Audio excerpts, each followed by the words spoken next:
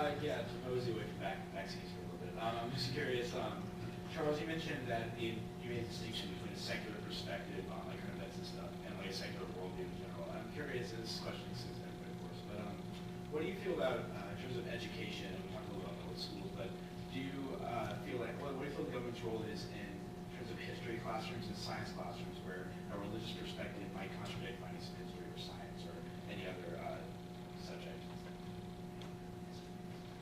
So I'm not clear on the question. Yeah. It's what's the, in terms of curriculum in the public school? Yeah, in terms of how the government, because government, I mean, sometimes it's state government, sometimes it's the national government, depending on where you are, but in terms of determining what the curriculum should be and what teachers should be allowed to express in the classrooms, sometimes religious beliefs come in contradiction with historical findings or scientific findings. I'm wondering where you feel that is.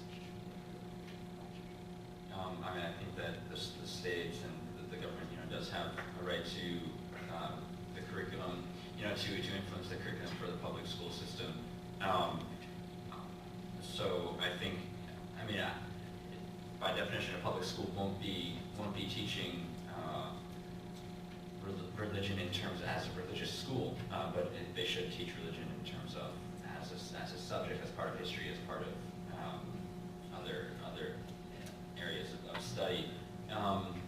And I think everyone, no matter if it's a religious worldview or secular worldview or whatever you think about the world, that's going to influence the way that you treat people. It's going to influence the way that you teach and even things you say. So it's not quite fair to try and limit out like a specific religious viewpoint or say that people of this faith can't be public school teachers or something like that, or that they can't have a little symbol on their desk or something. Because I think that everyone has these worldviews, and that's going to influence the way they see things no matter what. Ryan, please. Yeah, I agree with a lot of what Charles said. We have people who teach that we can't, as a matter of just practicality, people's, worldviews, whether they're religious or not, are going to color their teaching, and there's nothing you can do about that.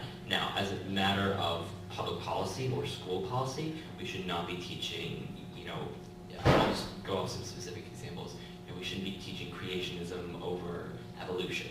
That's creationism is not very scientific.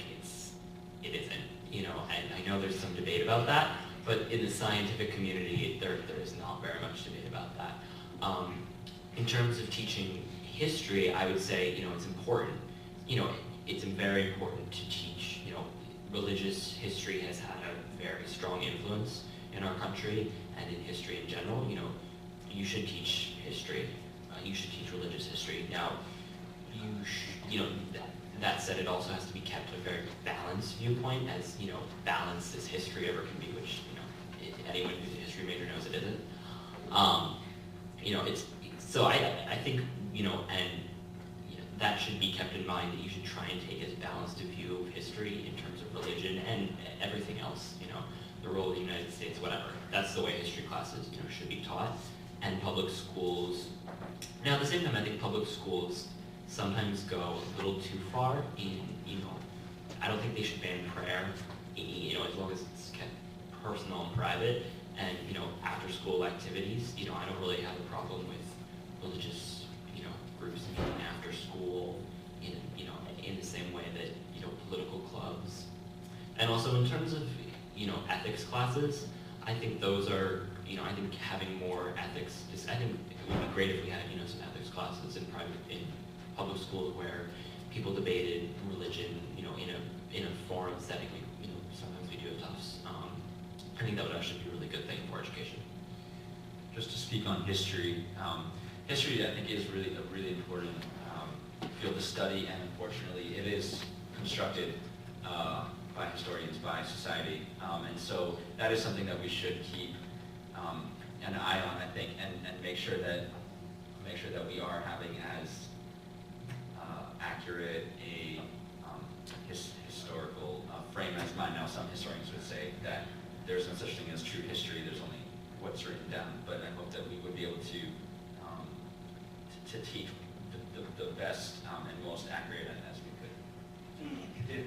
I was advised once by a fellow non-believer to be public about my non-belief, and the reason was that by treating people respectfully and making it known what I believe in, I make people more accepting of my belief and or lack thereof. And I think the same is true of all religions. So as that applies to the question and sort of the idea of this forum in general and pluralism, I think that religion ought to be taught in schools. Comparative religion is not a requirement. I think that's sad. A recent Pew poll showed that not only do Americans in general not know very much about religion, but they know very little about their own religious faiths, about the history of their religions, and about important figures in their religion. I think if we're to encourage a more accepting society, being open about what we believe in a respectful way, and by teaching one another about our beliefs in the classroom and outside the classroom, we accomplish that in a much more real way. There are schools in our country where the students, when studying the Holocaust, had never seen or heard of or even spoken to a Jewish individual. And that's really not something that's rare in the South, in Texas, in Kentucky, in Tennessee, in Georgia. And that's not even a small religious group. So when we're looking at other smaller religious groups, especially the ones that are specifically marginalized, even more so now today, like Islamophobia is on the rise. There are a lot of people who've never met a person of that faith, and by meeting people like that and by teaching those faiths, we encourage actually acceptance rather than vehemence and anger towards that. Just to piggyback off that, I totally agree. I think that religion needs to be taught or inserted into curriculum, and I think that it can be done as long as everybody gets equal airtime, and that means religious and non-religious alike. These are our cultures, perspectives, backgrounds. These are the people that we're coexisting with. And also just a note that, I don't know, it kind of addresses the question, but from the Catholic perspective, the Catholic Church has accepted the theory of evolution. So I don't know if anyone has done that. Catching up to speed.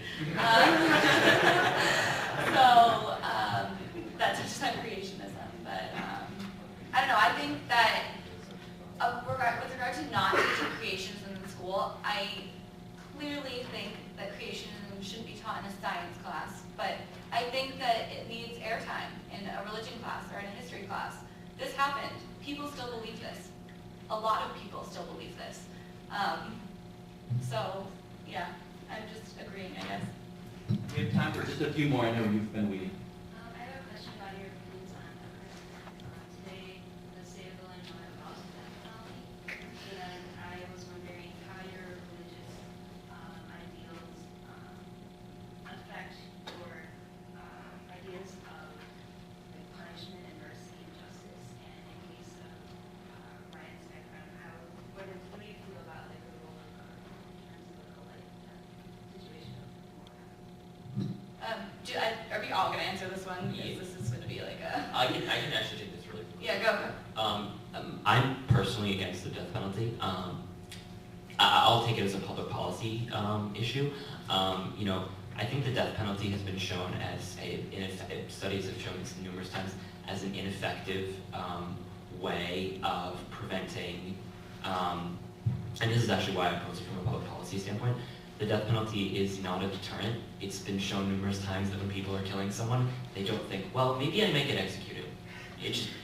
It's not a deterrent.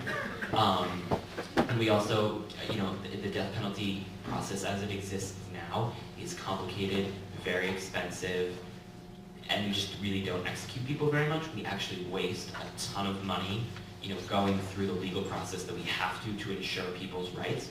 So the only two public policy avenues are either we curtail a ton of individual rights in cases and speed it up to make it an effective method, or we leave our current system in place. And so I think we have to leave our current system in place or abolish it. So I actually think it's, from a public policy standpoint, it is not an effective deterrent, and it costs our government a lot of money. So I think it's a bad piece of public policy. And that's why I actually oppose it. From a personal standpoint, there's times when I'd love to see the government execute people, but it's a bad piece of public policy, so that's why I oppose it. Okay, I'll I'm just. taking my midterm tomorrow. Oh, wait, they are.